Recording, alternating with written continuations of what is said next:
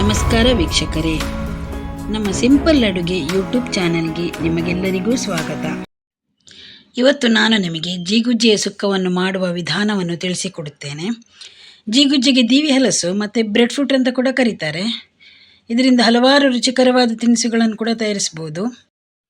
ಈ ಜೀಗುಜ್ಜೆ ಸುಕ್ಕ ತಯಾರಿಸಲಿಕ್ಕೆ ಬೇಕಾಗಿರೋ ಸಾಮಗ್ರಿಗಳು: ಸಣ್ಣ ಸಣ್ಣ ಪೀಸ್ ಮಾಡಿದಂಥ ಒಂದು ಮೀಡಿಯಂ ಸೈಜ್ 7 ಜೀಗುಜ್ಜೆ, 7 ರಿಂದ 8 ಹುರಿದ ಒಣಮೆಣಸು, ತೆಂಗಿನ ತುರಿ 1 ದೊಡ್ಡ ಕಪ್, ಒಂದು ಸಣ್ಣ ಲಿಂಬೆ ಗಾತ್ರದಷ್ಟು ಹುಣಸೆ ಹುಳಿ, ಉದ್ದಿನ ಬೇಳೆ 2 ಚಮಚ, ಕೊತ್ತಂಬರಿ 3 ಚಮಚ, ಒಗ್ಗರಣೆಗೆ ಸಾಸಿವೆ ಮತ್ತು ಕರಿಬೇವು, ರುಚಿಗೆ ತಕ್ಕಷ್ಟು ಉಪ್ಪು.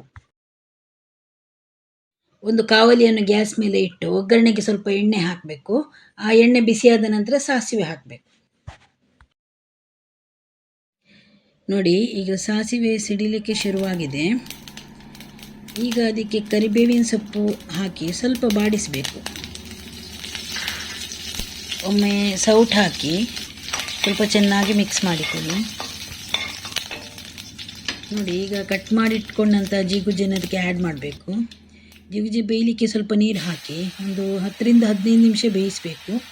ಹೆಚ್ಚು ಬೇಯಿಸೋದು ಬೇಡ, ಮತ್ತು ಮಸಾಲೆ ಆ್ಯಡ್ ಮಾಡಿದ ನಂತರ ಪುನಃ ಬೇಯಿಸ್ಲಿಕ್ಕುಂಟು. ಅದು ಬೇಗ ಬೇಯ್ತದೆ. ಹೆಚ್ಚು ಬೇಯಿಸಿದರೆ ಅದು ಕದಡಿ ಹೋಗ್ತದೆ, ಪೀಸ್ ತಿನ್ನಲಿಕ್ಕೆ ಸಿಗೋದಿಲ್ಲ.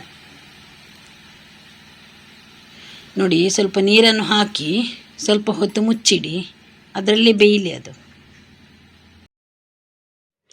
ಅದು ಬೇಯುವಾಗ ನಾವಿಲ್ಲಿ ಮಸಾಲೆ ರೆಡಿ ಮಾಡುವ. ಒಂದು ಒಗ್ಗರಣೆ ಕಾವಲಿಯಲ್ಲಿ ಸ್ವಲ್ಪ ಎಣ್ಣೆ ಹಾಕಿ ಅದಕ್ಕೆ ಉದ್ದಿನಬೇಳೆಯನ್ನು ಆ್ಯಡ್ ಮಾಡುವ. ಉದ್ದಿನಬೇಳೆ ಸ್ವಲ್ಪ ಫ್ರೈ ಆಗಿ ಪರಿಮಳ ಬರಲಿಕ್ಕೆ ಶುರುವಾಗ್ತದೆ. ಆಗ ಕೊತ್ತಂಬರಿ ಬೀಜ ಆ್ಯಡ್ ಮಾಡಿ ಸ್ವಲ್ಪ ಪರಿಮಳ ಬರುವವರೆಗೆ ರೋಸ್ಟ್ ಮಾಡಿಕೊಳ್ಬೇಕು. ಹೆಚ್ಚು ರೋಸ್ಟ್ ಮಾಡಲಿಕ್ಕೆ ಹೋಗಬೇಡಿ, ಹೆಚ್ಚು ರೋಸ್ಟ್ ಆದರೆ ಮತ್ತೆ ಟೇಸ್ಟ್ ಚೇಂಜ್ ಆಗ್ತದೆ. ನೋಡಿ, ಇಷ್ಟು ರೋಸ್ಟ್ ಆದರೆ ಸಾಕು. ನೆಕ್ಸ್ಟ್ ಮಸಾಲೆಗೆ ಗ್ರೈಂಡ್ ಮಾಡಲಿಕ್ಕೆ ರೆಡಿ ಮಾಡುವ.